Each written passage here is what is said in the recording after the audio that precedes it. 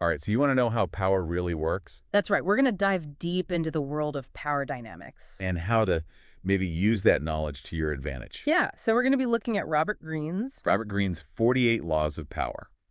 which is kind of a Roadmap through some seriously fascinating Uh, and maybe even a little bit unsettling yeah, strategies used by powerful figures throughout history. absolutely. Greene's book isn't really about morality.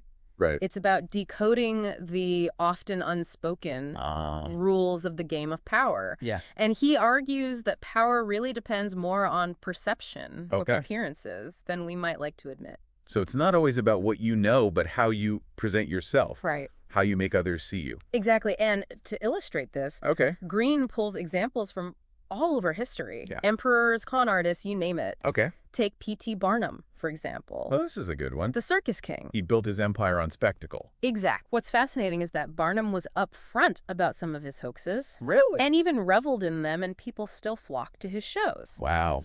This tells us something, I think, about human nature. Okay. We are drawn to the extraordinary, even if we suspect it's not entirely real. So sometimes even knowing we're being tricked Uh-huh. doesn't stop us from playing along. Yeah. It makes you wonder how often we misjudge situations or people based just on first impressions. Yeah, it definitely raises some questions about how good we are at separating fact from fiction or genuine intentions from carefully constructed facades. Okay, so we're talking all about appearances and perceptions. Right. But how do we actually put this into practice? Yeah. Greene lays out these 48 laws, 48 laws. each one a strategy or principle for navigating power dynamics. Hmm. So why don't we start with one that seems particularly relevant in today's world? Okay. Law 6 Court, attention at all cost. That's a great one. This is all about standing out from the crowd. Yeah. And Greene uses a colorful example here. Okay. The infamous con man, Count Lustig. Oh, yeah? Lustig was a master of creating an air of mystery, Oh, playing the part of an aristocrat to perfection. I see. This allowed him to gain access to circles and opportunities Right. most con men could only dream of. So it's not just about being loud or flashy. Right. It's about cultivating that image Yeah, that draws people in, that makes them want to know more. exactly. Think about it. In a world overflowing with information and people vying for our attention, Right.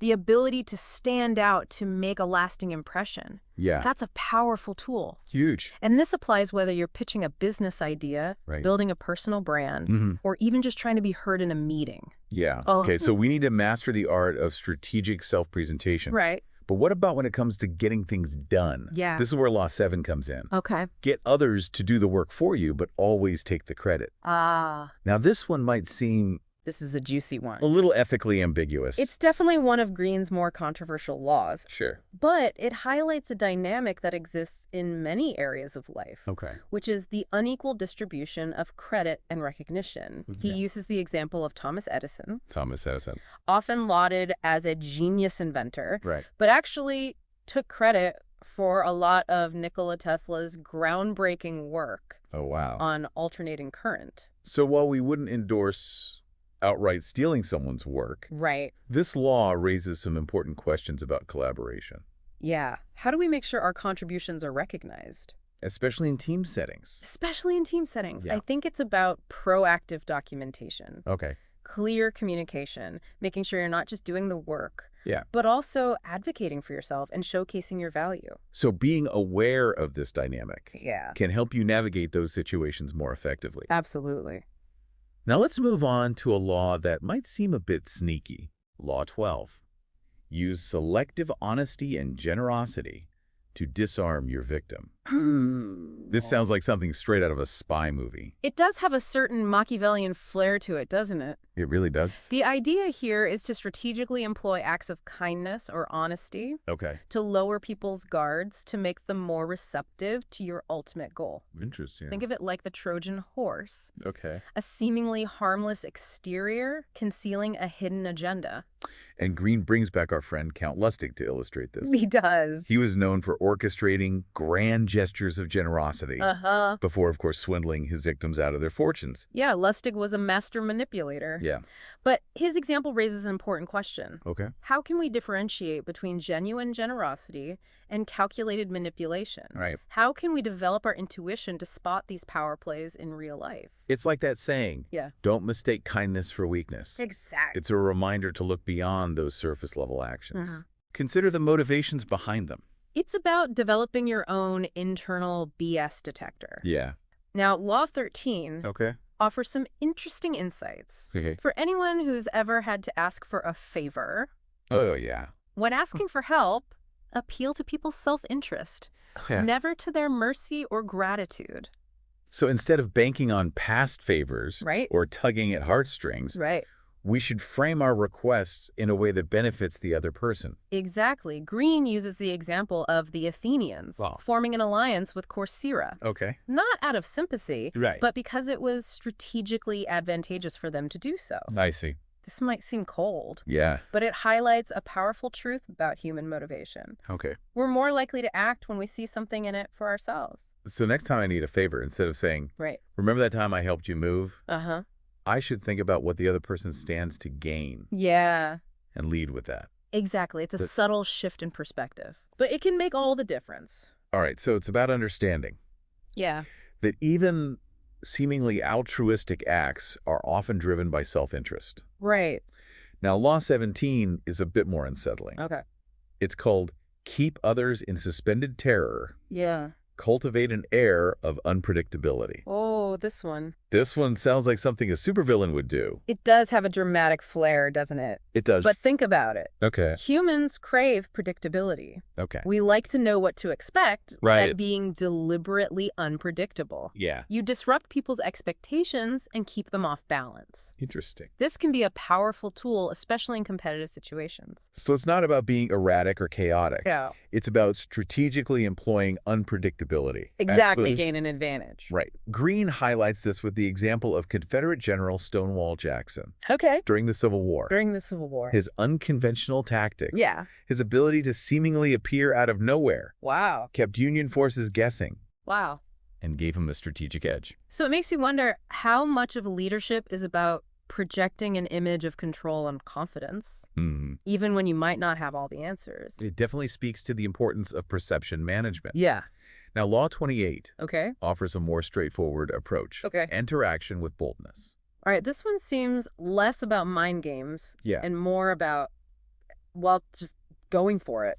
In a way, yes. Boldness projects confidence and decisiveness, Right. qualities that are often associated with power. Yeah. Greene uses a rather audacious example here. Oh, okay. Pietro Aretino, Pietro Aretino. an aspiring writer who catapulted himself to fame Okay. by sending a scathing satirical poem insulting the Pope Oh, wow. to powerful figures in Rome. Talk about making an entrance. It was a risky move, for sure. Yeah. But it paid off. It did. This isn't to say every bold move will lead to success, but Right. it does highlight the power of calculated risk-taking.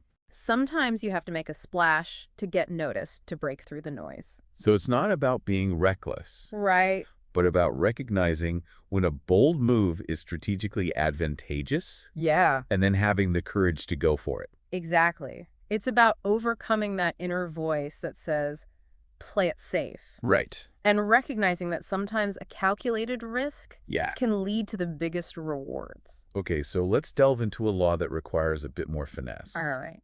Law 33. Discover each other's weaknesses. Master the art of timing. Interesting. This one seems less about brute force Yeah. and more about strategy and observation. It's about knowing when to strike, right? Yes, like a chess player planning their moves several steps ahead. Exactly. Understanding the right moment to act can make all the difference. It can. Greene illustrates this with a subtle but powerful example. Okay. Sen no Rikyu, a master of the Japanese tea ceremony. Oh, wow. To demonstrate his power to a visiting lord, he had all the stepping stones leading to the tea house Right. meticulously cleared of snow. It seems like a simple gesture of courtesy, Yeah. but there's something more going on there. Absolutely. Yeah. The perfectly cleared stones conveyed a message of control, Uh-huh. of meticulous attention to detail. Interesting. It was a power play disguised as a polite act. Wow. So it's not always about grand pronouncements Right. or overt displays of power. It's not. Sometimes the most effective moves are subtle, Yeah. almost invisible to the untrained eye. This law challenges us to become more attuned to these subtle cues, Yeah. to develop the patience and awareness to recognize opportune moments, Okay. both for ourselves and in the actions of others. So it's about honing our observation skills. Yes. Becoming more strategic in our actions. Right. And understanding that timing can be just as important Mm-hmm. as the action itself. Absolutely. This has been a fascinating look at just a handful of Greene's 48 laws of power. It really is a treasure trove.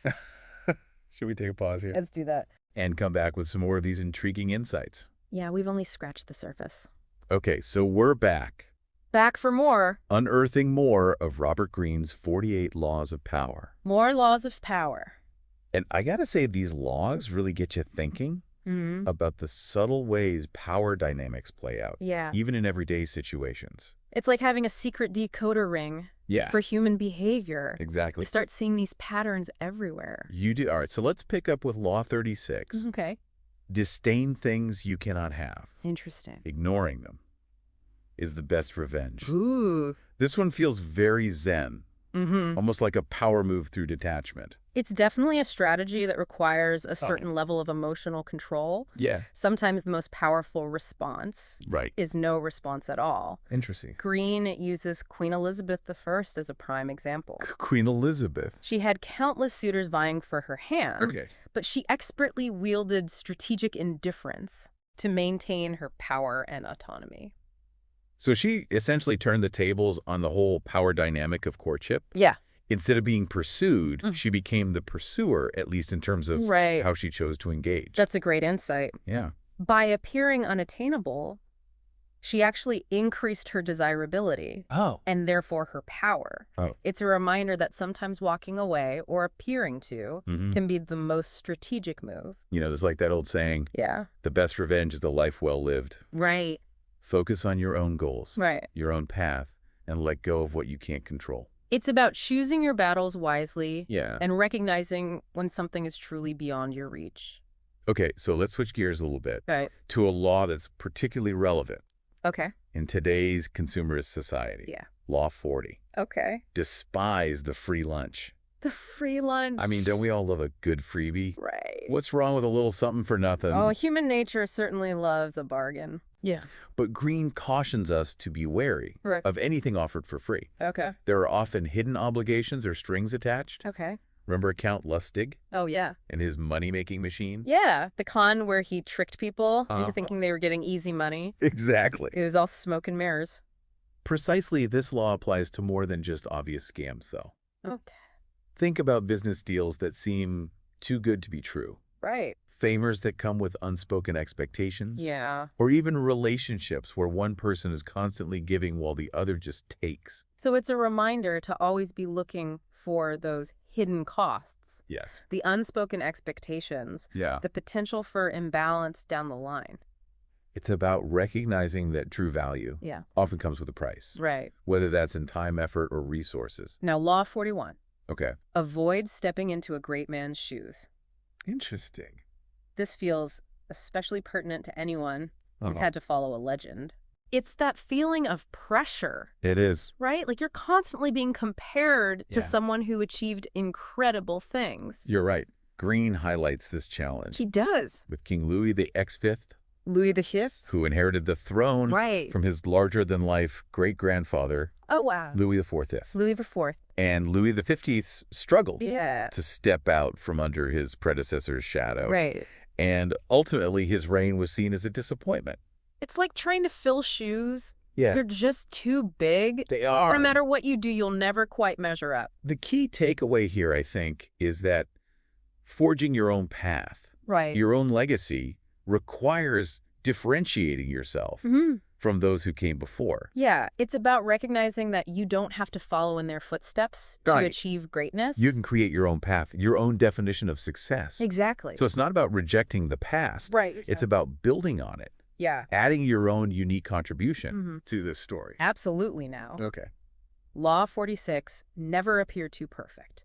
This one seems a bit counterintuitive in a world that's so obsessed with flawlessness. Right. Shouldn't we always strive To be the best versions of ourselves? Right. It's interesting because we're constantly bombarded with images of perfection on social media and advertising, even in our personal lives.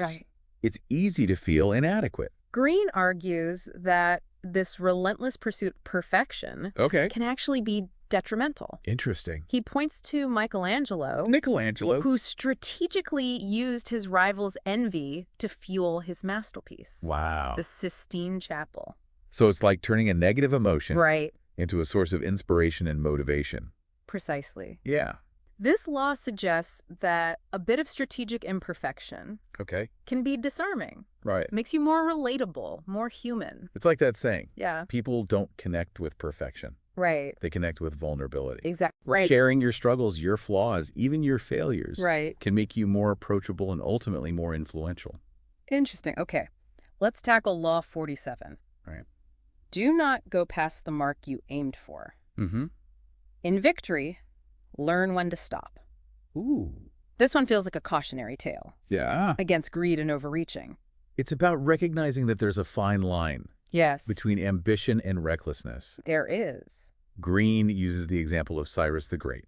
Okay, Cyrus the Great. Whose relentless pursuit of conquest ultimately led to his downfall. So it's a reminder to set clear goals. Right. To celebrate your victories. Yeah. And to know when it's time to consolidate your gains, rather than constantly chasing after more. It's about discipline, self-awareness, and the wisdom to recognize when you've achieved what you set out to do. Okay, now for our last law for this part. Right. Law 48.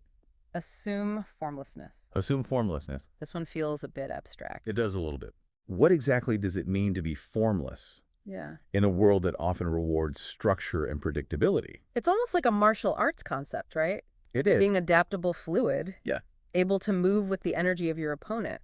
You're right. This law is all about adaptability and flexibility. Exactly. And Greene highlights the Japanese, who historically have been masters of blending in, of adapting to changing circumstances while subtly preserving their own culture. So it's not about losing yourself, but about being strategic in how you present yourself, adapting to different environments and situations. So it's about recognizing that rigidity can be a liability, especially in a world that's constantly changing. Yeah. The ability to adapt, to evolve, to be flexible in your approach is a powerful asset in navigating those power dynamics. Absolutely. I think we've covered a lot of ground here. We have. From the art of attention grabbing to the power of strategic indifference. Right. It's amazing to see how these laws drawn from history still resonate so strongly in today's world. And that's the beauty of Greene's work. It is. He's not just retelling historical anecdotes. Right. He's providing a framework for understanding human behavior. Yeah.